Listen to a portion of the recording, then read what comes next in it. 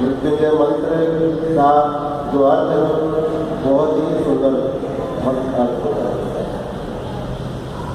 पहले तो आता है ओंकार, ओम जिससे सृष्टि का निर्माण हुआ। ब्रह्मांड की जो उत्पत्ति हुई है, जो साइंस कहता है कि बिग बैंग है, पहले विस्फोट हुआ जिसके कारण अलग अलग तारों का निर्माण हुआ, अलग अलग ब्रह्मांड का निर्माण हुआ।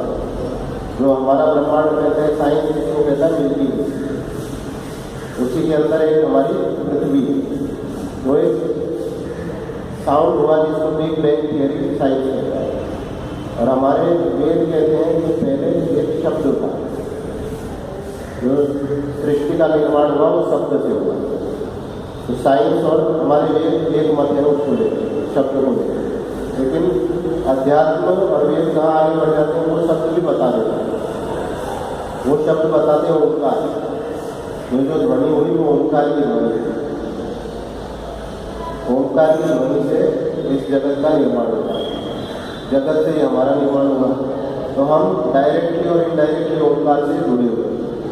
हम श्वासों की गति को भी अगर निरंतर देखेंगे, महसूस करेंगे, तो पाएंगे उसमें ओंकार ओम का अर्थ म, तो मकार की ध्वनि में हमको सुनाई देगी। जहाँ श्वास की गति होती है वो मकार के ऊपर, म के ऊपर आती है। और बच्चा जब जन्म लेता है तो जो सबसे पहला शब्द बोलना सीखता है वो माँ सीखता है। तो माँ और ओंकार, उनके बीच में ये दोनों शब्द के बीच में बहुत गहरा कनेक्शन है। और माँ आज का शब्द नहीं, ये लाखों वर्ष पुराना शब्द।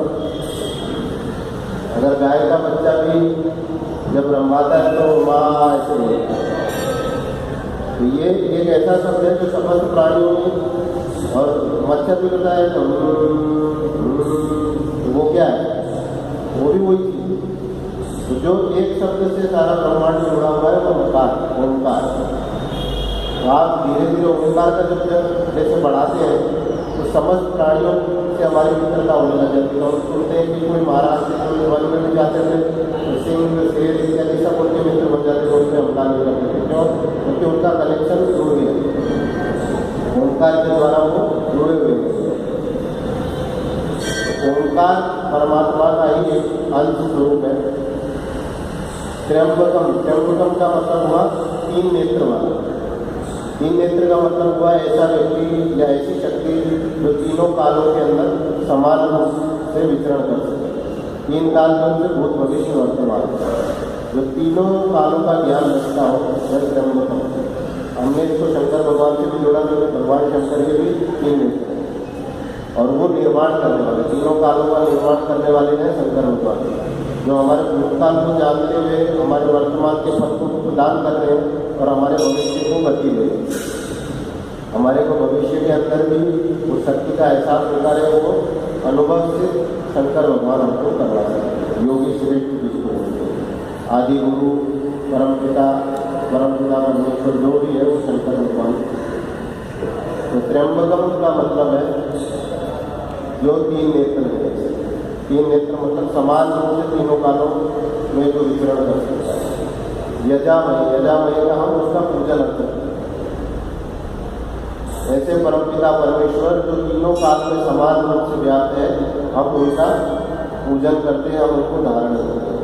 यज्ञ मतलब उनको हम अपनी भावनाएं प्रकट करते हैं। यज्ञ को भी यज्ञ बोलते हैं ना गुजराती। तो यज्ञ का मतलब हम उनको अपने आप को समर्पित करते हैं। ऐसे परमपिता परमेश्वर जो तीनों काल में हमारे लिए समान रूप से व्याप्त है, समान रूप से उनकी कृपा उन पर बरस रही है, उसको हम अपनी श्रद्धा व्यक्त करते हैं। सुगंधी मतलब जो सुगंध से भरते हैं। सुगंध का मतलब कीर्ति से भी है, यश से भी है।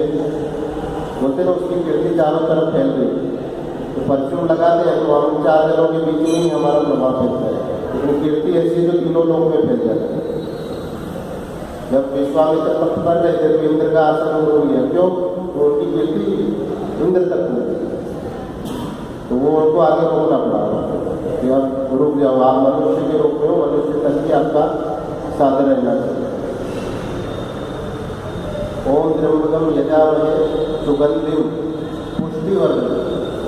पुष्टि का मतलब है शारीरिक पुष्टि, शरीर स्वस्थ रहे, हमारे जो विचार है वो स्वस्थ रहे, हमारी आर्थिक प्रगति है वो स्वस्थ रहे, हम समस्त प्रकार से पुष्ट हो, आत्मिक, शारीरिक, मानसिक, आध्यात्मिक समस्त प्रकार से हम पुष्ट रहे।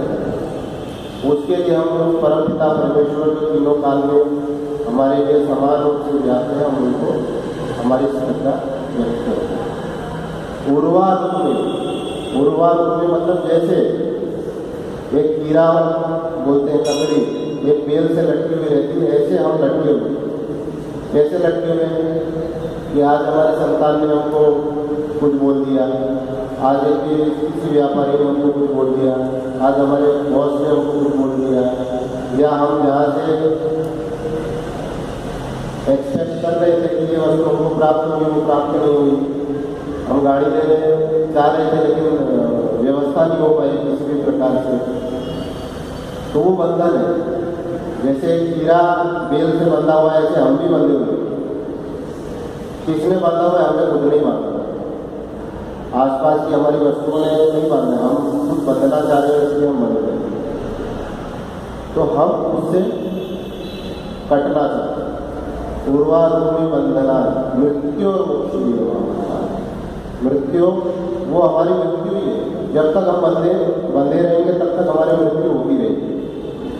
इसीलिए जो संत जब उनका देहावसान होता है, जैसे प्रमुख स्वामी जी का कल हुआ, तो वो ये नहीं बोलते कि नहीं मृत्यु होगी, वो वैकुंठ गमन करते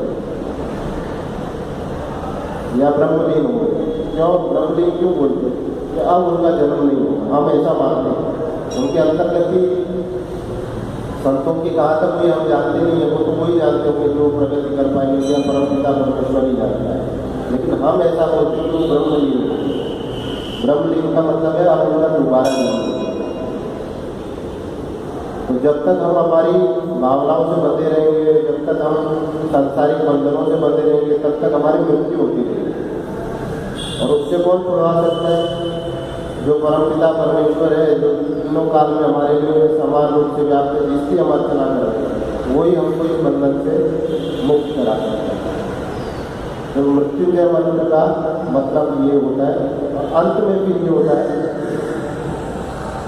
मृत्यु के मुख से हम निकले और अमृत की हमको प्राप्ति है।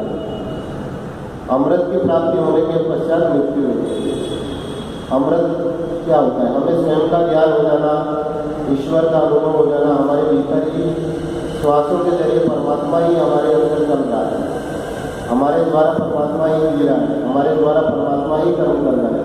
इस वस्तु का जब अनुभव हो गया कि हम सिर्फ यंत्र हैं परमात्मा, जो भी करवा रहा है कर्म वो परमात्मा ही हमसे करवा रहा है, हम निमित्त हैं खाली। जब इस वस्तु का अनुभव हो गया तो हमारी मृत्यु नहीं होगी, हमें अमृत की प्राप्ति होगी। तो मृत्युंजय मंत्र का अभिप्राय बहुत ही सरल है कि हमें अपने आप को ऊपर उठाना है, आध्यात्मिक तौर पर ऊपर उठाना है, सांसारिक तौर पर ऊपर उठाना है, सामाजिक तौर पर भी ऊपर उठाना है, और ऊपर उठ के हमें अमृतवत की प्राप्ति करनी है, परमात्मा का पूजन करते हुए उसको धारण करना है। 24 घंटे 21,607 हमारी नींद बताई गई है। मिनिमम हमारी जो श्वासें चलती है वो 21,600 चलती है।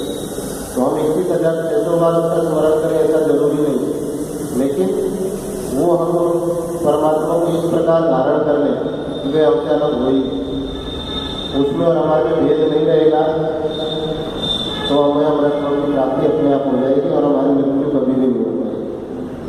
अमृत को हम धारण एक बार कर लें, देवताओं ने एक बार अमृत पी लिया तो उसके बाद वो आज तक जीवित है।